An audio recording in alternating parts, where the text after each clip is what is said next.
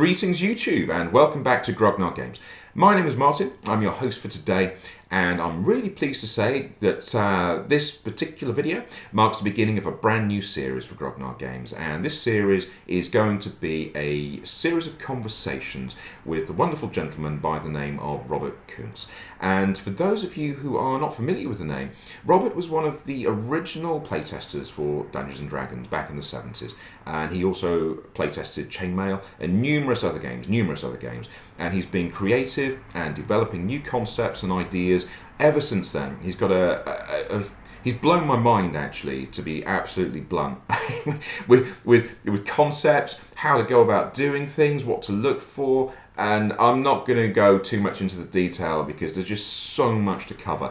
And that's one of the reasons why we're doing this as a series of conversations, because there is just so much ground to cover, both historic, both modern, and on such a variety of topics that to just try and put it all into a 1 or 2 round interview would simply not do it justice. So here's the introduction video. We're going to cover a few different topics just to give everybody a little bit of a grounding, and then from here we're going to go springboarding into hopefully, well, who knows what, and there's going to be no specific episodic format. We'll simply talk about things as we go, and we'll simply cover things naturally as they occur and try and give you guys the best possible interactive experience. So thank you for watching. Here's the video, and I'll see you again next time.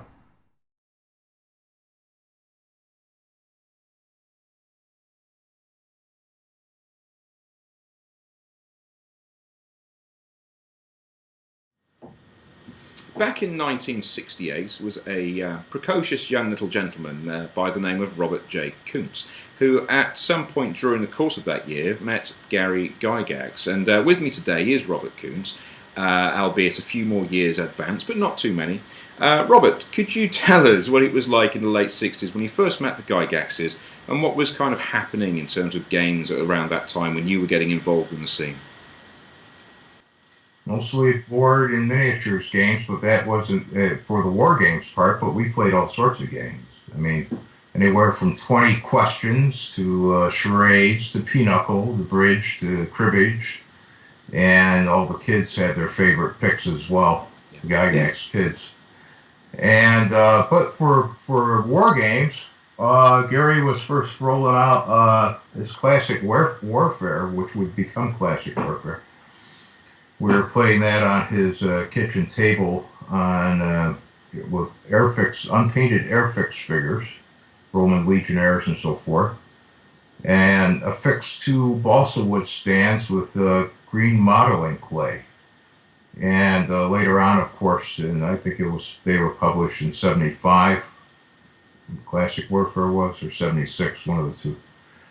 And the sand table was yet to be made down in the basement, and most of the other stuff was Avalon Hill War Games and some SPI stuff that was coming out, and Stratego, which I was quite a player in those days. Gary used to accuse me I was so good that he was so good at beating him that he accused me of cheating, which I never did, but I just had mastered the game before I met him. So. And you was a young kid back then, so how did the relationship kind of develop? Was it really purely through just playing games and having a really good time? Well, I was kind of taken in by the family. I was 13 years old, and I mean, I adopted their religion. Like, I was baptized in the same day as his mother, as Gary's mother, Almina, in the same pool at the same time. And I went through all the pains and pleasures of the family. Gary took me under his wing as precocious, as you said, precocious young twit, and kind of pushed me to read things and to experience things. I used to take train rides to conventions with him, and wherever he went. And then there was all these other people. Well, everyone was like 2 or 3 times my age. And so everyone gave me these looks, which in retrospect, I adduced as being like, who the hell is this kid? Right? And until I started beating them at their games, and they said, oh, this is who this kid is. You know, so it was a mix of entertainment and familial pleasures. It was kind of a very interesting experience and one that lasted quite a while. Well, it sounds like they took you very much under their wing. So, what was the Oh, they're going to adopt me at one okay? point. And how did Nine, that come about? well, I was 16, and Gary was the rules editor for Grognard Games, which was run by Don Lowry, and he recently moved to Maine. And and he had an offer from Don to move to his whole family to Maine and to become permanently in residence there and working for Grognard Games. Yeah. And so one day I got off the bus, and I didn't. When I come home from high school, I get dropped off at the Gygaxes instead of 3 blocks away at my house. So I took a different bus, and I came walking in. No need to knock on those days. I was part of a family, and the whole family was gathered at the table during the afternoon, late afternoon, which I thought was odd. But and I said, "Hey, what's going on?" And they said, "We're talking about you." I said, "Oh yeah, what?" And then they informed me about the offer and how they were going to speak to my mother about adopting me and taking me with them because I was that close to the family. The deal fell through. With Donna, I never was, you know, legally adopted. Yeah. Okay. But that's the story, pretty much. So there was a game at the time called Braunstein, which Dave Arneson was a part of, or played a few games of, and he kind of had the idea of changing a few things, and he developed Blackmore. And I believe he sent the rules to Gary, and you were in the house on the day that the rules arrived to be read through. What was that day like? Could you describe it? Well, you covered a lot of territory there. First off, not just a few ideas, the core ideas, pardon me, for the game come directly from Dave's influence in the matter. There's been some tracing it back to Braunstein in that sense, where there was role playing elements. But what we experienced in November of '72, when he visited with David McGarry, and Gary Gygax and Ernie Gygax and my brother Terry and myself sat down to play, really dug up quite a response from Gary. In fact, the next day, the day after, and we played Dungeon by David McGarry as well as in that playtesting after the run through Blackmore. But the very day afterwards, 9 hours later, he was calling me on the phone, had me come over to his house. He said he wanted to discuss what we had just experienced. And we went through a whole phase that he wanted to test out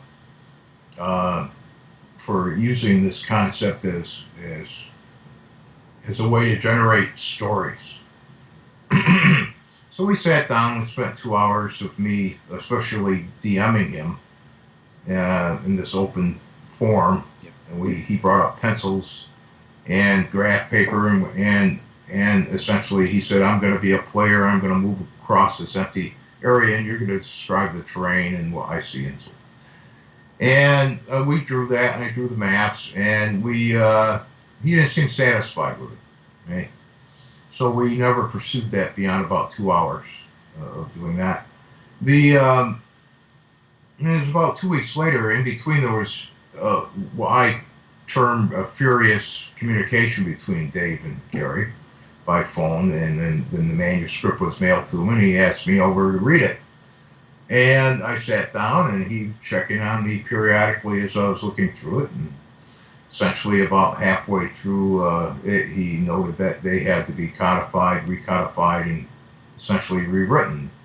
These are notes that they're typed that Dave was using, obviously, for his group.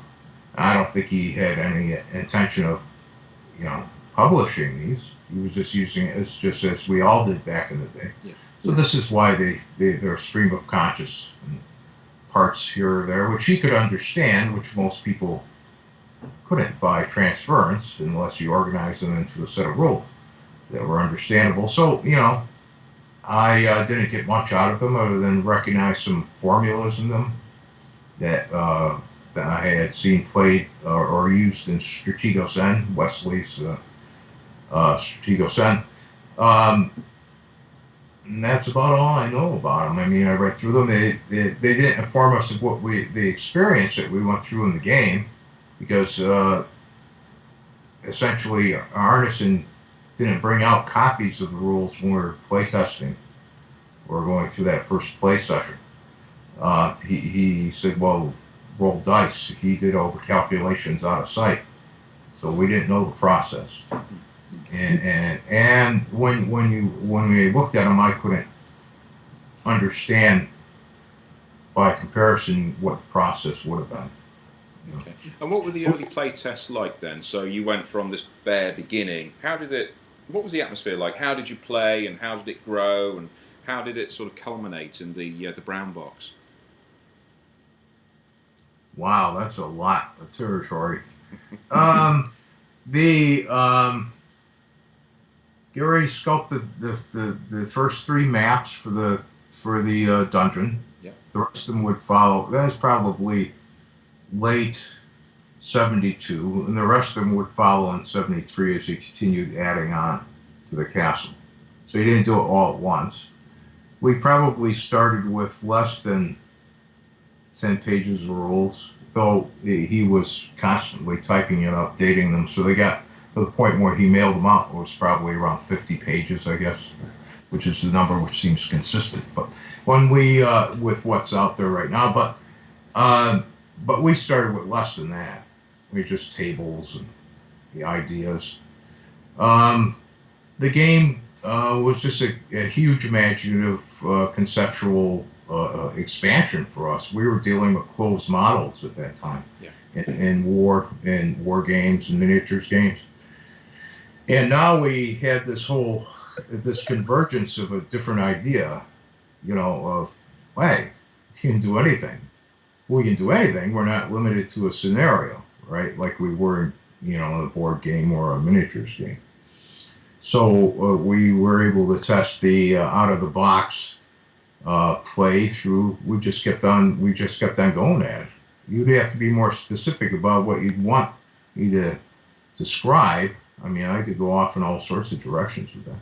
Okay, so you were a playing tester for Chainmail, weren't you? Yeah. Yeah. I was there the day Perrin brought what Gary describes as 2 pages of rules. It's only because there were actually 4 mimeograph pages that had blank backs. Yeah. So are now combined as 2, but they were actually 4. And we played it downstairs in the sand table, which we had been using for Tractics playtests. Okay. So did you use the chainmail as a basis for combat in the playtest itself, or did you go on another basis? Did you explore other probabilities? No, chainmail didn't figure into the playtest whatsoever, except if you maybe in the sense where if you got to like a mass combat situation. Okay. Or But, so were you using an approximation of the alternative rules as given in the original box set, or was it the rules from Greyhawk, which you yourself co-authored with Gary? That's an interesting question, because this whole idea that Gary named alternative is quite a strange appellation to begin with, if you think about it, because we only played it one way. There were tables that were included in D&D, and if on the back end he was trying to sell it upstream to the miniatures market that are already used to chainmail and trying to bridge it, which I believe is what he was doing, because at the beginning, I mean, the title says we're used with miniatures, right? And the whole D&D, but we never used miniatures. This is all imagination. At the best, we were using to describe the movement of things were just a piece of paper and pencil and noting very rough locations in combat for combat movement. So the common idea that D&D originates from a war game to being a role-playing game is, I just wanted to get your viewpoint, because there's such a disparity between a mass war game, especially chainmail, where one miniature represents 20 warriors, so to speak, and going down a dungeon as a party. So could you honestly say that D&D is derived from wargaming, or that it is a completely brand new separate entity? There's a convergence of two idea paths, of two conceptual paths. One, which is in its best description, is a closed model. Okay, that's the technical side of it, which informs the rules. The other is an open model. That's the open sense of where you can do anything within it. Conceptual range is not limited by a set of rules. So, in fact, the rules are there to expedite play and should be secondary, so they should be invisible.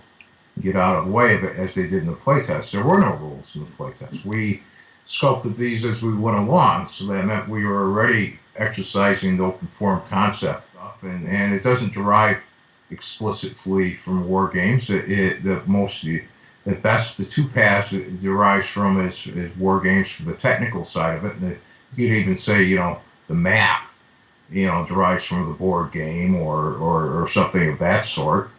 So yes, there's influence in the sense, but you can go back further with board games and inform the war games market. And since we're using miniatures, it wasn't informed by that aspect of the war game market. And what was informed, which is a direct path from, is play, which is the open form play, which is informed by my kids playing in lawns, and having fun in the field, or in improvisational theater and stuff like that. The open form concept is able to push the limits these days. You have a predominantly closed form of entertainment rather than a pushing the boundaries, what we did during the playtest. Okay, well, we'll come to that again a little bit later, if you don't mind. I'd like to hang on to that thought. But you had a character during all of this called Rogalar, and your brother had one called Terric, and there's certain well-known names from the first campaigns that have, if people do a little bit of research on the internet, they'll soon find them. But what was your most memorable exploit or two with Rogalar? Well, I wouldn't term it as exploits. I wouldn't say that my most memorable things were exploits. My most memorable things were the type of play I engendered. I pushed the solo aspect in it, which became very interesting, because I wanted to test the boundaries of the concept. Okay, we were all based on group play at that point, parties. So Gary was sculpting the dungeons and the encounters and so forth for group play. So when I went solo, I started beating all this stuff. Why? Because it's set up for a bunch of people making noise who are coming into the dungeons as a group and can't really avoid anything. Your presence is pretty much known. What I did as Rogalar was I went invisible and silently through the dungeons and selected my targets, like Conan creeping through the crypts or whatever, And I would say that was more interesting. The concept of doing that was more interesting. I had more fun with it, because it challenged Gary to try to understand how to cope with it, because he started putting more teleport traps and misdirection, but I never mapped anyway. I just went down there and he couldn't understand it. He once told me I had one of the best memories he'd ever run across. But I had methods to my madness. It wasn't just chaotic. I was wandering around, exploring, taking my chances. When I attacked from surprise, invisible. So I stacked the odds. And if I couldn't, I wouldn't engage with the combat.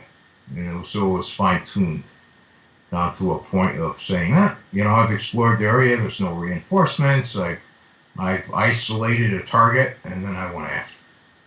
If it had a lot of reinforcements, and I checked those out. So I took my time. I just didn't go in trying to bulldoze things, you know. So it's more exploration and adventure and selection, and that to me was a lot of fun. So there was numerous instances of that. So I couldn't name one. We had a previous phone conversation where we touched on The Beholder, and this is the book that you co-wrote with Gary Gygax, Greyhawk, and on the front cover is The Beholder, which I believe your brother was the creator of. How did he come up with that? Well, I don't know how he came up with it, other than having a wild imagination. But he came over to my house one day on his way to Gary's and showed me a short story in the thing. And I read through it. I believe it was about 8 or 10 pages, where he describes a family of these things living on a mountain and how they're discovered. So there's an ecology to them already built into his mind and his conception of it, and he's fully conceptualized this. And he went over to Gary and told him about it. Next thing he knew, it was appearing on the cover of Greyhawk. And then Gary made apologies for not giving him credit in Monster Manual by saying Gary, my brother, had never been thanked for the prototypical. It wasn't prototype, it was all the way done, but that's just Gary, you know. He was fooling around with it. But it was a very, he created it. And it was conceptualized the same way that he had described it to Gary, and he had described it to me. Okay. And the short story was lost in a fire tear, so it doesn't survive. I wanted to ask you about, because obviously you were DM'd by Gary in the Greyhawk world, but you also DM'd Gary in return. So obviously with DMing and co-DMing and actually working together, that's a very creative thing. That's maybe the word symbiotic is a little bit too strong, but there's a real cohesion that has to occur for that. I mean, how can you describe the ideas that you had? We fed off each other. I mean, this is the creative principle. I mean, if you look at, if you're doing it by yourself, you're feeding off of something in your mind. So essentially, we were just feeding off each other as far as ideas went. Yeah. If I didn't have a clue about where to go with an idea that I just generated, he'd come up with an idea and vice versa. So it was always promoting, oh yeah, we could do this with it. Let's do that with that, you know. So I was used to the way Gary thought. I mean, he was sculpting me as a student, and taking me every place. And I was pretty used to his humor and his other things. So and sometimes his ambivalence, but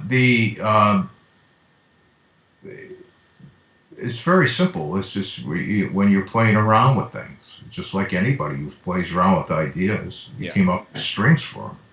We were used to doing that all the time in war games, and questioning the boundaries of things, interrogating the boundaries of the what if with things, and pushing it to see in the playtest. So we playtest a lot of miniatures games and so forth. So the exchange, the kind of constant communication was just kind of natural to us in that sense. Well, the reason I raise this is because in the back of the afterword, actually, for original Dungeons and Dragons, Gary actually says in the book, "Why have us do any more of your imagining for you?" And also the beginning of Men and Magic, in the foreword, he says that it will cost almost nothing. In fact, you will not even need miniature figures.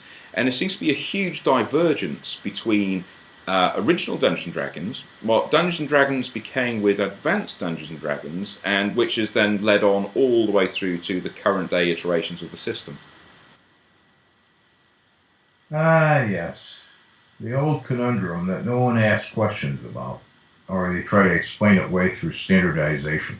Listen, what we experienced during the playtest was an open form process that you could not, as it was going to be individualized, just as I individualized it for myself, my brother individualized it, Gary made it his individual place, Arneson had done so in his players up in Minneapolis, and even Barker, who followed it in his own way.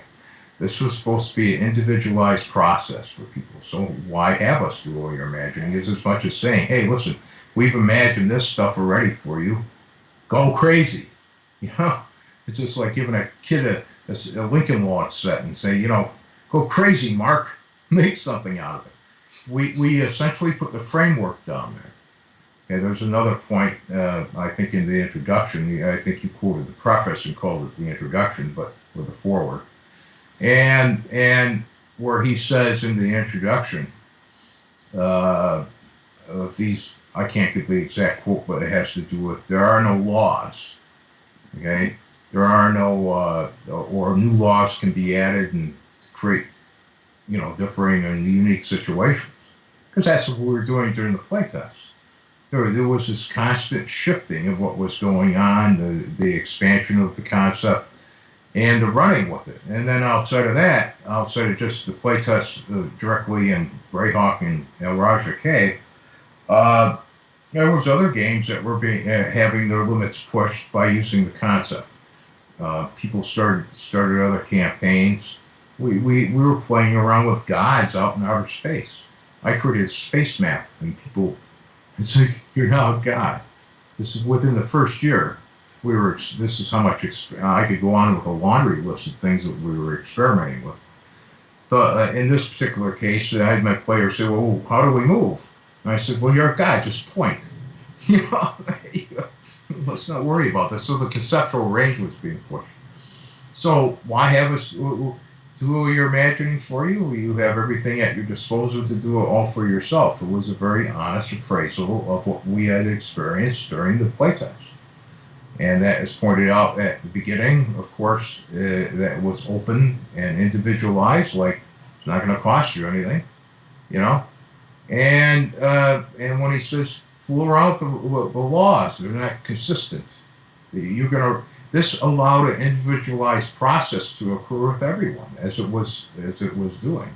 You could throw this out, you could add this, you say, I'm applying my strengths and my own nature, and rise to your own level. So there was no predisposition, there was no rule or no law that you couldn't say, I can deal with on my own terms.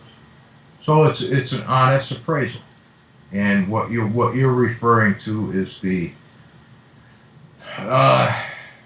redaction of that idea, in part, because it had already been let out of the bottle, so you couldn't really recork it.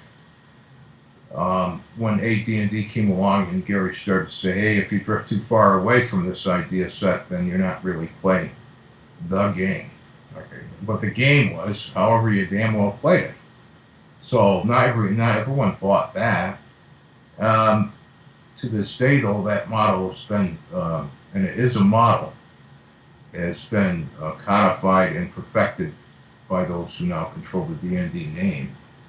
And more of that, the open form was compressed out of it to the point where you are now back, essentially, in my opinion, to a closed model, and not a convergent model. Okay. So how did the redaction come about? What was the thinking behind moving from this open model where people could run with anything they wanted, and then Palace of the Vampire Queen obviously hits everybody's desk, and what was the thoughts around that, by the way? For everybody who's watching who doesn't know, Palace of the Vampire Queen was one of the first modules ever written, and it was at least the first one to, in a publishable format, that crossed the desk of TSR. It wasn't written by TSR, it was written by another company. Was it We Warriors or was it Judges Guild? It was We Warriors. We Warriors. What was the reaction? When that came in, everyone was looking at it and saying, why would... You have to understand the first products that TSR put out, the follow-up that is consonant with the concept of creating your own stuff, or like TSR hex pads, monster and treasure assortments, dungeons, city, outdoor geomorphs. They were searching around for back-end stuff to try to, make money off of, as well as promote the idea and provide resources, right? In order to do that. So you had the rise of the strategic review, and of course all the supplements that come out are also more resource material for you to play around with ideas, okay? But when you codify the ideas, into this model for everyone to repeat. You're now outside the process that we're dealing with. Now, obviously, at some point, that caused a light bulb to go off with somebody, and obviously, the first person to write a module after that was Gary, I believe, the G series. Yeah. And so I think that's what changed. That model became a disposable, repeatable model, and it exists to this very day. It predominates to this day. But that wasn't the course that we were originally intending for people. Our first reaction to Palace was, why would we want to have somebody else do your imagining for you, essentially? You know? And everyone played the same thing. Gary had the same reaction when people wanted to see World of Greyhawks.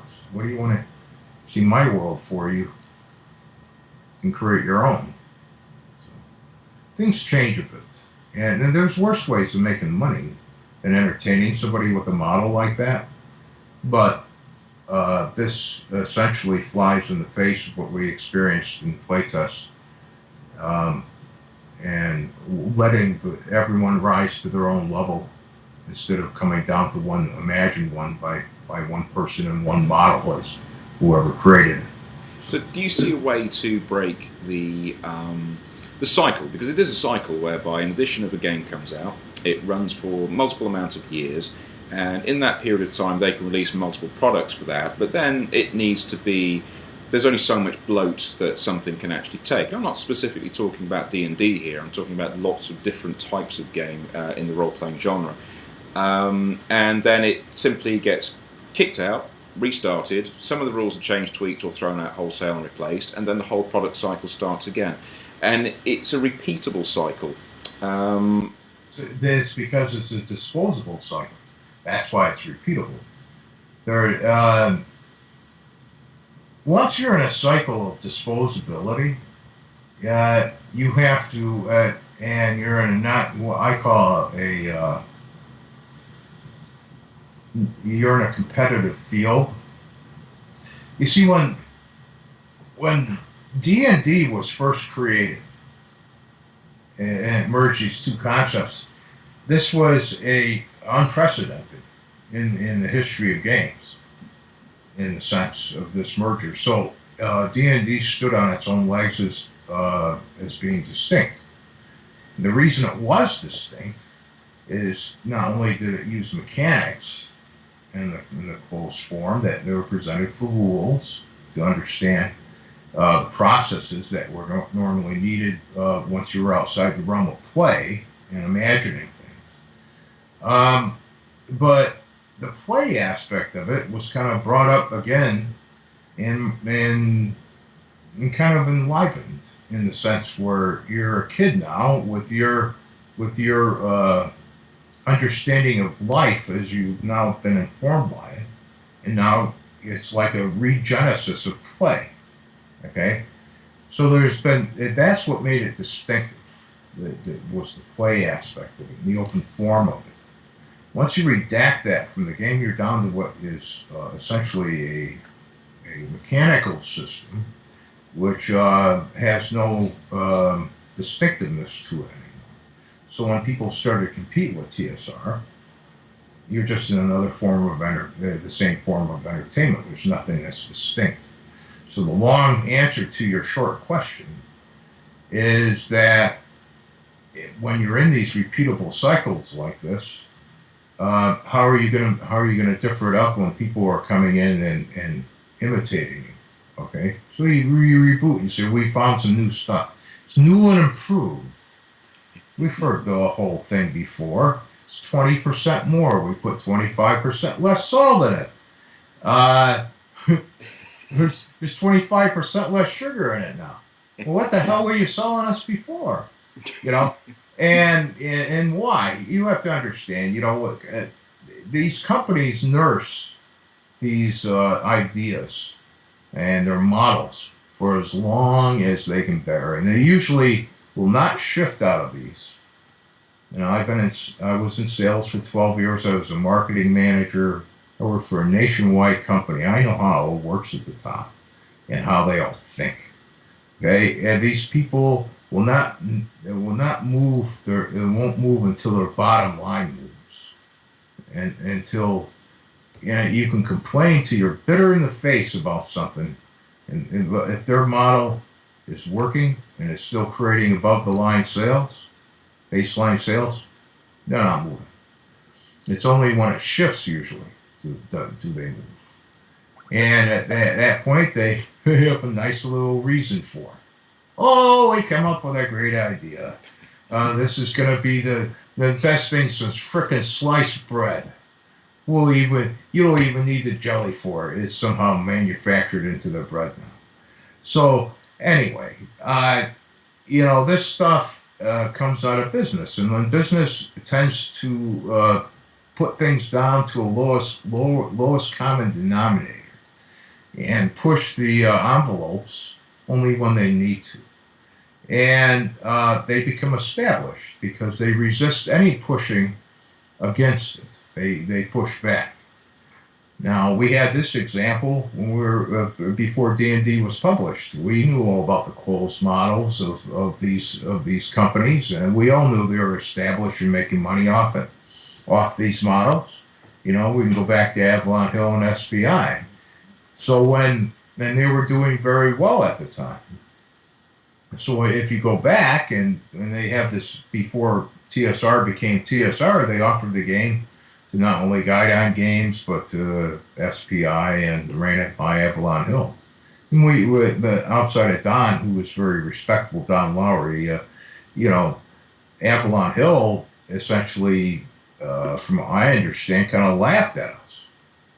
Gary is saying, "With this thing will never last on anybody's bookshelf." Why? And you think about the why. It's because they're established. Their model's working for them. They're not going to move.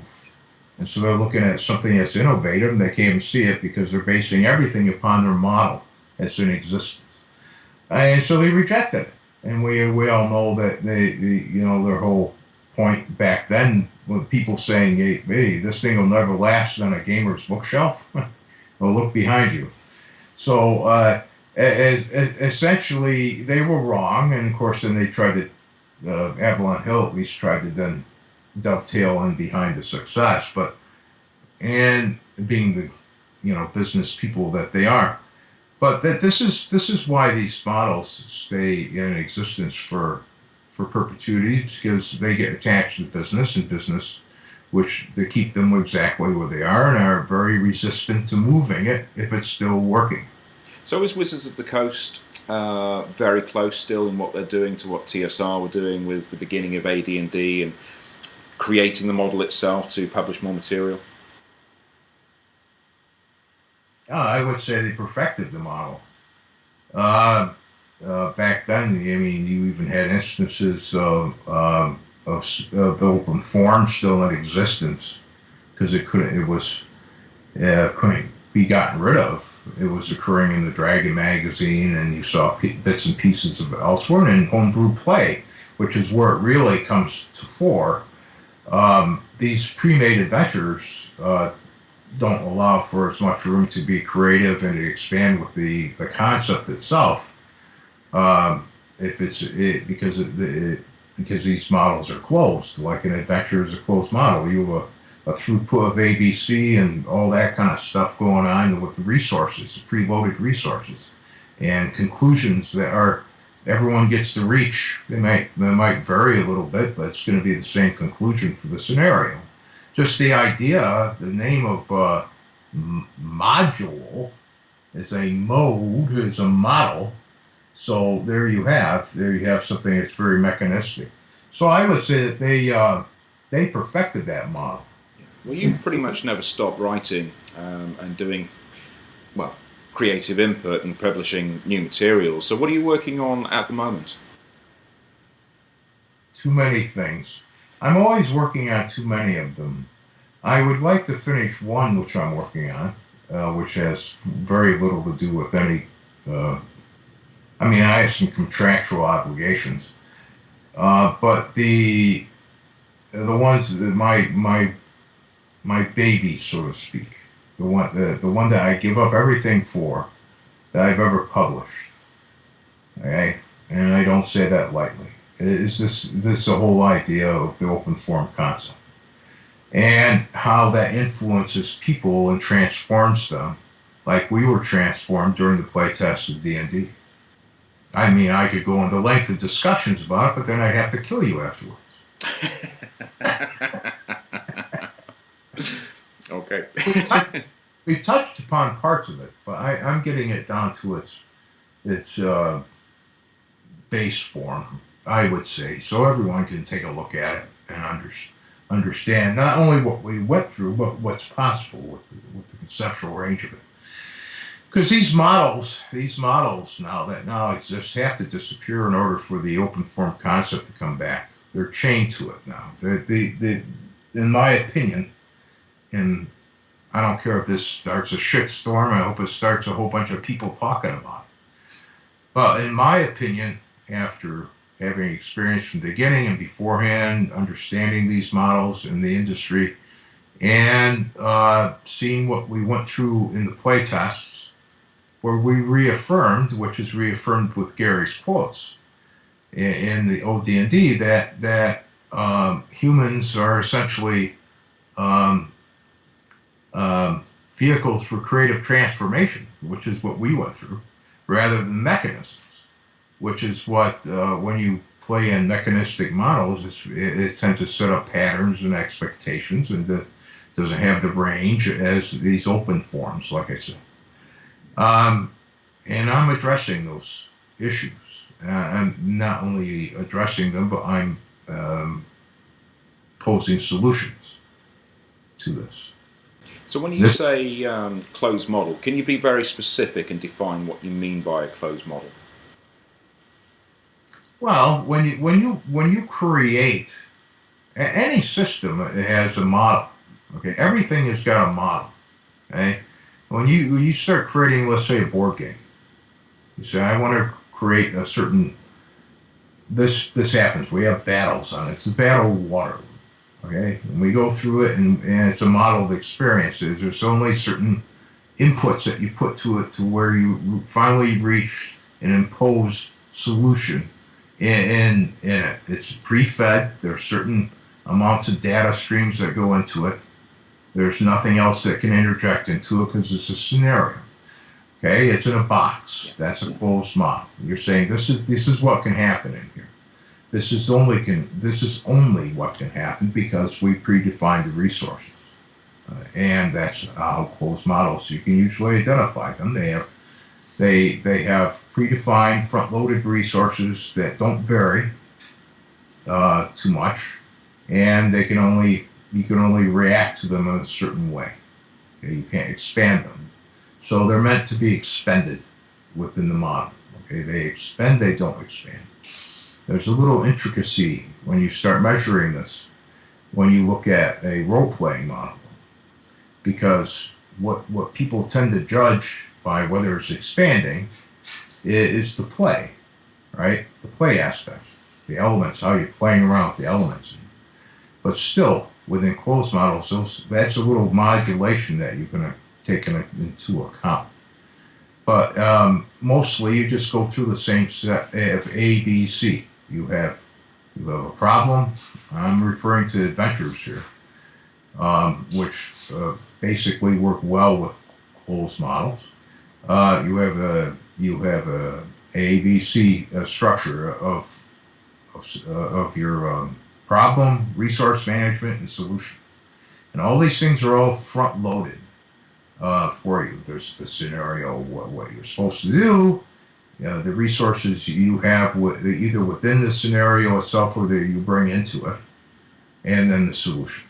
Okay, and so it's a very cut and dry sort of system.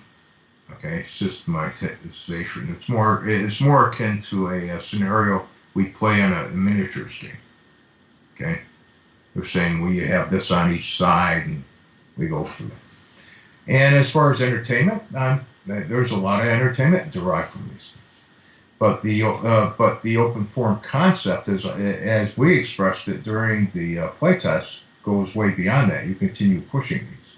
Okay, if you continue playing in closed systems, you tend to get patterned like that, which is fine for playing a board game and stuff. But in open models, like the play test that we went through, or the way I actually play, or show people to play or design, it's quite the opposite.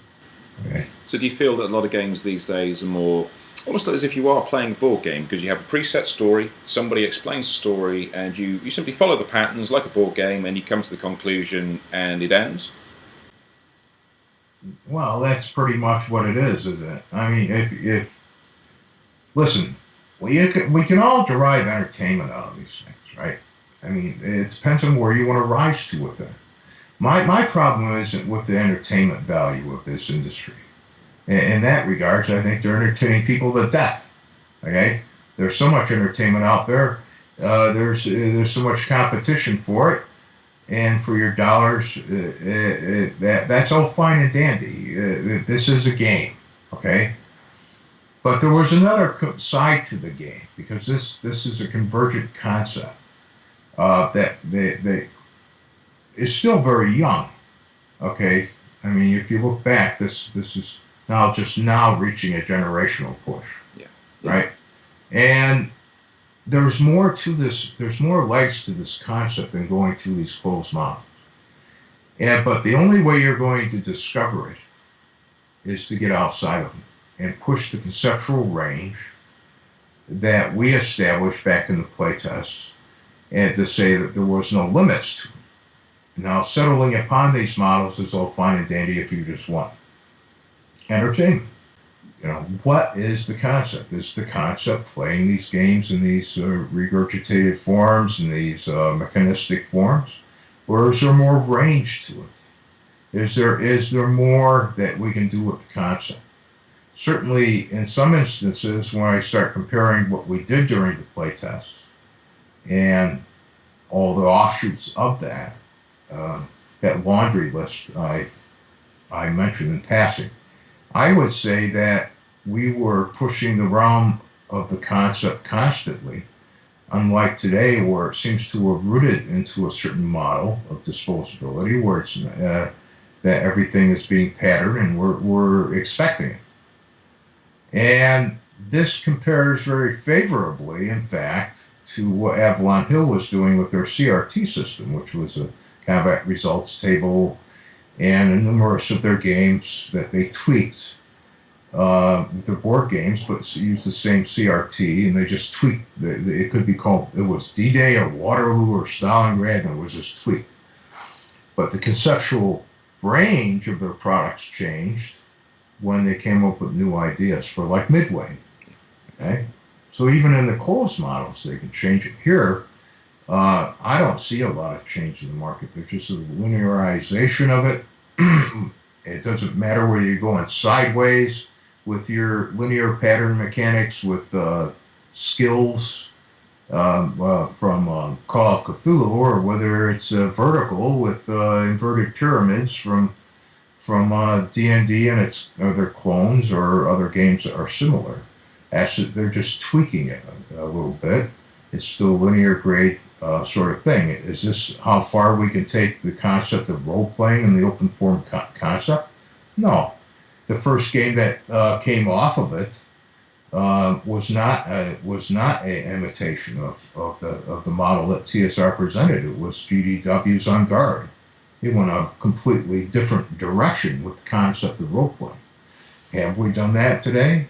And will it continue to push back? And can we push forward past this area of repetition and mechanical contraption? And will we, or will the establishment push back and say, "Oh no, we reached our golden age. You know, this is it. We've now comfortably rooted." The past tells us that's not true.